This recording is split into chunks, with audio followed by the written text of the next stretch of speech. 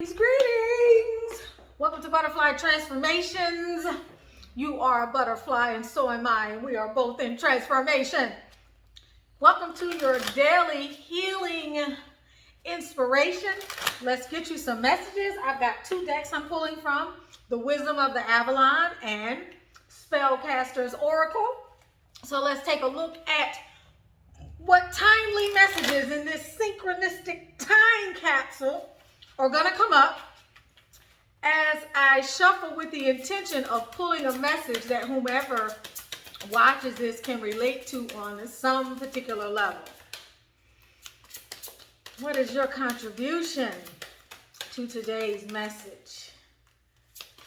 Cards. Let's see. We have the cat. We had this recently.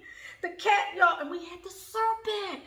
Y'all, I just did a daily healing inspiration yesterday. I don't know which cue it's in, but we had both of these cards, y'all. The serpent and the cat.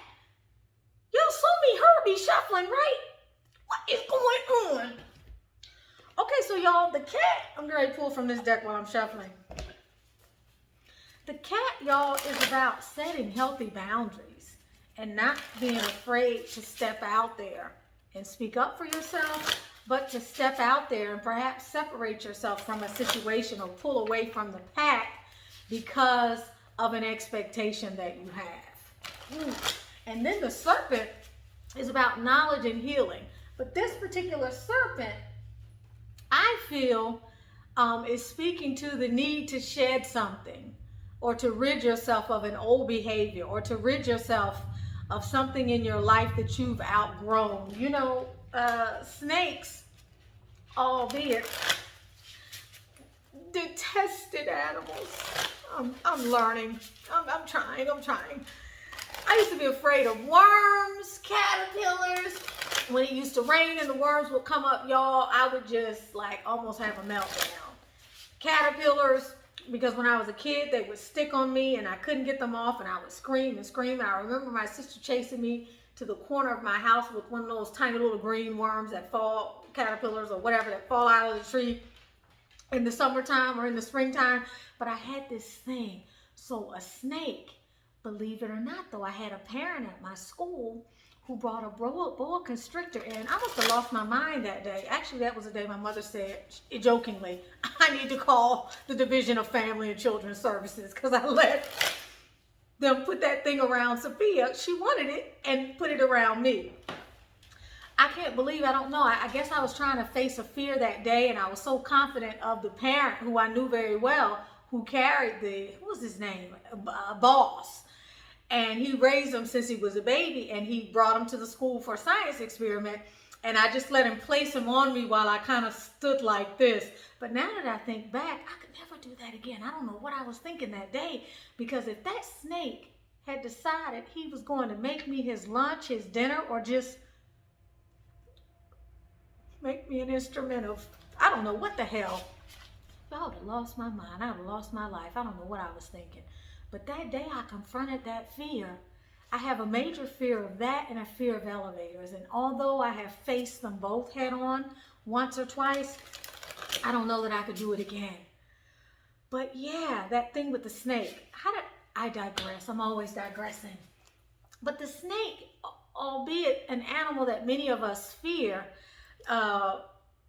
snakes are about shedding skin. Snakes are about healing things, being able to let go of things, outgrowing things. They're about rebirth, reconstituting certain aspects of our lives. So with you having both of those cards, there's something in your life that you might be putting your foot down around, or there's something that you could be doing in your life to protect the healing that you've gone through, or to call out a certain situation, whether you're calling it out to a person or calling it out in your mind and acknowledging something that you need to do to form a protective boundary around a situation that you hold dear.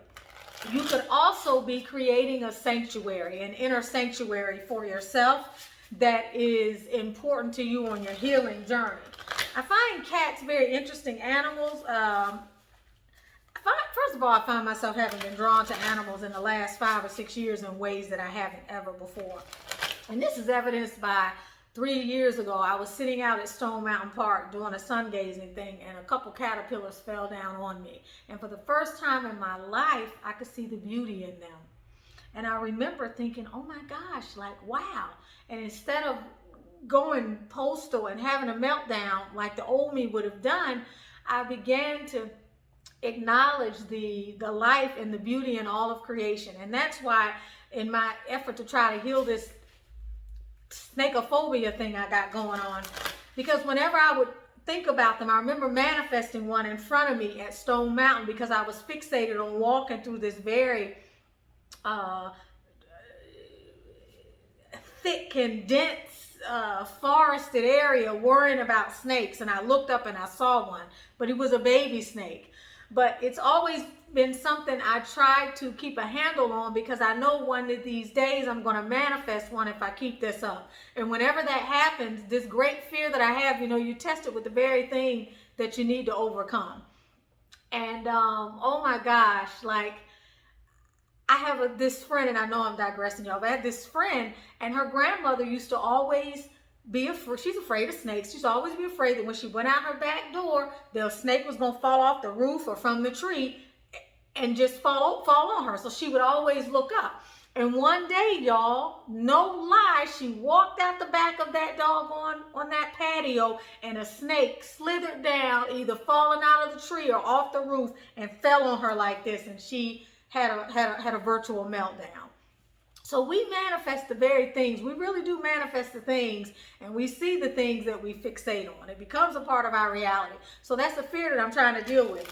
So I do that by researching snakes and looking at them and trying to find beauty in them. I found some blue snakes, some yellow snakes, and just trying to make peace with them and understand that a black snake, which is a king snake, is a snake that I don't have to be afraid of because it kills rattlesnakes and all this other stuff.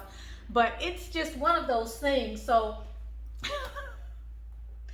this snake card and this serpent card, first of all, we're talking about two animals and what animals can teach us based on their behavior. So if there's an animal that is coming to your life more recently, mark it's crossing your path with some sort of invaluable lesson that you need to take stock of. Whether it's, I've got these wasps that have been coming around lately.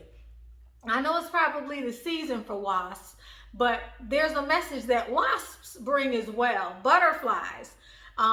Look at or consider what animal is crossing your path today, and research the animal's spirit totem or the animal's spiritual significance, or take some time and reflect on what that animal is trying to tell you. You may even have a pet that is behaving differently in your life. They say pets take on our energy. Have you seen a person that looks like their pet, or looks like someone else that you know? A pet that looks like someone else that you know?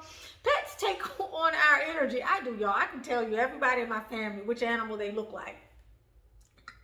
But they say a pet will manifest an illness before it actually manifests within its owner. And that oftentimes when pets do things and they act out, it is because of a message that pet is trying to give us about something that's going on in our life. So animals are harbingers of messengers. They really are messengers. And with this serpent and this cat, think about the ways in which these animals behave. Not just in the way that snakes shed their skin, but the way snakes move in silence, the way snakes typically will leave things alone until something draws their attention or they have to defend themselves. There may be a message outside of the message that I am here to deliver today based on my perspective to you, because this serpent, both of these, the cat speaks to number 9, it's 18, and the serpent is number 23, which is 5. So is there something challenging in your life right now that you need to heal from, that reflecting on the nature of the snake or how the snake moves or what the snake does may have a particular message for you? But that cat is very powerful, because the cat is the first card that comes out. And the cats, if you notice, are very independent. They deal with you when they want to deal with you. They don't allow you to overwhelm them. They have no problem. If there's an animal in the animal kingdom that has no problem saying no and cutting you loose and making something all about themselves or honoring themselves, it's going to be the cat. I mean, that cat is not going to put up with your nonsense. And the card that falls out is trust. And the card that's underneath that is friendship. Okay, so I want you to look at these messages and see if there's any way that these 4 cards apply in your life. This card of trust, you can look at this a lot of ways. Has there been a friend in your life who's crossed a boundary with you, and you're calling into question whether or not you can trust this person, or have they crossed a boundary with you and called into question something that you trusted them with? Is this a relationship that perhaps you need to let go of? Are your boundaries are you too walled off, or your boundaries and your need for independence and separating yourself from other people, has that reached a level where you're not able to open yourself to friendships because you have trust issues? Do you need to heal that blockage in order to move on? That's a very interesting dynamic here. Let me show you what these cards look like. This is trust. And this is clearly being able to dive into something without worry, without concern. Okay, I believe this is a body of water. It looks like someone that's on the precipice of a cliff. And then here we have friendship. Okay, community, friendship, networks, things of that nature. Doesn't have to be interpreted literally, but with this cat and this serpent here, okay, there could be a lot at stake here. So you're asking yourself, perhaps, where in my life are my boundaries maybe too tight, or my boundaries a little bit too rigid, and perhaps where in my life are my boundaries not rigid enough, and what is it that I need to do to heal these things so that I can become the person that I'm intended to be, or so that I can become a better person. So that's an interesting message for us today. I hope that you get something from this message. Please leave something in the comments. Don't forget to like, share, and subscribe. You are with Tanisha Ali, helping you to gain clarity, up-level your mindset, and heal and clear energetic blockages so that you can manifest the glory of God that is within you, that is you. Have a beautiful day. Enjoying the evolution. Bye-bye.